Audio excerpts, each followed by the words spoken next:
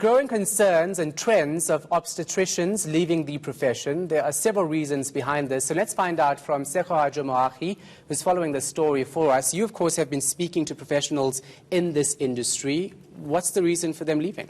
Well, there are various reasons. You'd remember that 2 years ago, an Mpumalanga obstetrician and gynecologist was sentenced to 5 years imprisonment for negligence, according to the courts. And this was after the mom actually died during childbirth. When I did speak to a former gynecologist who's also left the side of the obstetrician side out of her profession, she says that there are a lot of risks when it comes to childbirth. There's a lot of litigation cases that are opened against obstetricians because of how many of what could actually take place during childbirth. And the interesting thing is that it could take you 21 years to actually lay a case against one of your specialists, especially something like this where something happened during childbirth. But let's just take a listen as to what what this lady had to say, the professor from SESOC. This is part of course, the group that deals with obstetricians and gynecologists. Currently, we're moving into a new movement of obstetricians leaving again. We think that it has to do with the financial aspects, and that has a lot to do with medico-legal indemnity insurance, which is really expensive. It also has to do with how much money you really get to do obstetrics. So most people actually do obstetrics because they enjoy it and really for the love of the job.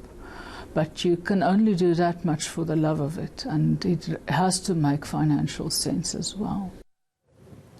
So how is this actually affecting those who want to get into the field and specialize? Well, the interesting thing is that you have to be an obstetrician to be a gynecologist. The two work together.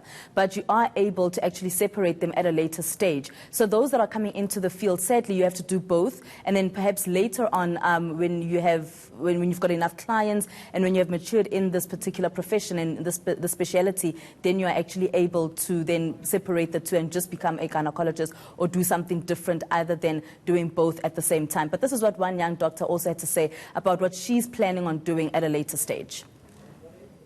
Everybody always assumes that obstetricians and gynecology just know a lot about sex and are happy to talk about sex and sexual dysfunctions and so on, but we've since realized it's not the case.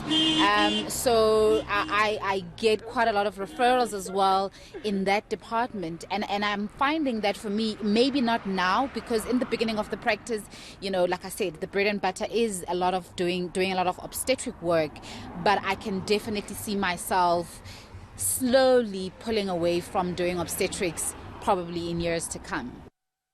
All right, we'll leave it right there. Appreciate it. That was Sekho Moahi.